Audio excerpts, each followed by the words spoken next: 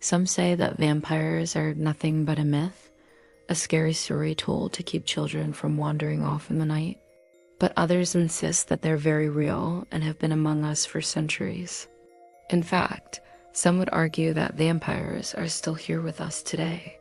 If you want to know what is real and what isn't, then join me today as we look at 5 real-life cases of vampires. Now, 5. Elizabeth Bathory. Elizabeth Bathory was born into Hungarian nobility in 1560 and led an incredibly privileged life. She was married to one of the wealthiest men in the country and was known for throwing lavish parties. But this all changed when her husband died suddenly under mysterious circumstances. Some say that he was poisoned by his wife, while others blame it on bad moonshine. Either way, his death made Elizabeth a very rich woman, and she spent her newfound fortune building one of the largest castles in the country. It didn't take long before rumors started spreading about what went on inside its walls. They said that Elizabeth was torturing young women, draining their blood and drinking it. Eventually, the king got involved and sent armed guards to search the castle. What they found shocked them to their core. They discovered hundreds of young women locked in dark rooms, chained to beds and drained of blood. Some were alive, but most had been left to die. The king immediately arrested Elizabeth, but she bribed the judge and jury and managed to avoid execution. For years, she continued to live in luxury, even though she'd killed hundreds of people. But eventually, her crimes caught up with her, and she was sentenced to life in prison, where she spent the rest of her days planning her escape. Number 4. The Vampire of Krasaribivka. In 1968, doctors in Yugoslavia were baffled by a series of strange deaths in a small village. Several people had died after showing symptoms that couldn't be explained by modern medicine. To make matters worse, their bodies were acting erratically after they were dead. First, their stomachs would start to growl, then they would begin to rise and move around like normal people. The villagers were terrified and quickly blamed vampires, but were they right? Doctors weren't so sure. The only thing they could think of was a rare medical condition called porphyria. This makes your skin extremely sensitive to sunlight, so many people suffering from it choose to live in darkness. It also causes an insatiable thirst, which may explain why the victims were rising from their graves and moving around like animals. Unfortunately, there was no cure for porphyria at the time, so the only thing the doctors could do was treat the symptoms. Sadly, this meant that the villagers would have to live in fear of their loved ones turning into vampires until they died of old age. No, 3. Vlad the Impaler. Vlad the Impaler was born in 1431 to a noble family in Transylvania. His father was the Prince of Wallachia, which gave Vlad access to great wealth and power. He used this influence to help the poor and fight against invaders, earning him the nickname Dracula, meaning son of the dragon. However, Vlad's methods were often brutal, and he was eventually accused of dipping his bread in blood. This was because Vlad allegedly dipped his bread in the blood of his enemies, something that was seen as a sign of great disrespect back then. He was also rumored to dip his bread in the blood of innocent villagers who he lured to his castle under false pretenses. Whether these claims are true or not is up for debate, but they paint a disturbing picture of what life was like in medieval Europe. Historians tell us that Vlad was actually trying to assert his dominance over his enemies, not just be cruel for the sake of it.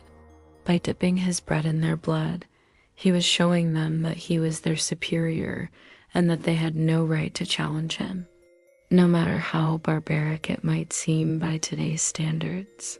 This was actually a common practice among many rulers of the time period. 2. Baron von Blubber. Baron Friedrich von Blubber is a name that's synonymous with the dark side of vampire lore. Rumors have circulated about his blood-drinking ways since the early 19th century, and some believe that he was responsible for the deaths of hundreds of innocent people. Von Blubber was born into a wealthy German family in 1772 and lived a life of privilege. But as a young man, he became obsessed with the occult and began experimenting with blood rituals.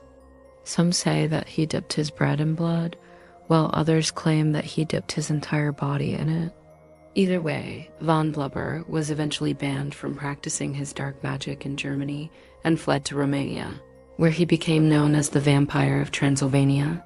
Here, he built a reputation for being able to cure any illness with a simple blood transfusion, and many desperate people came to him for help.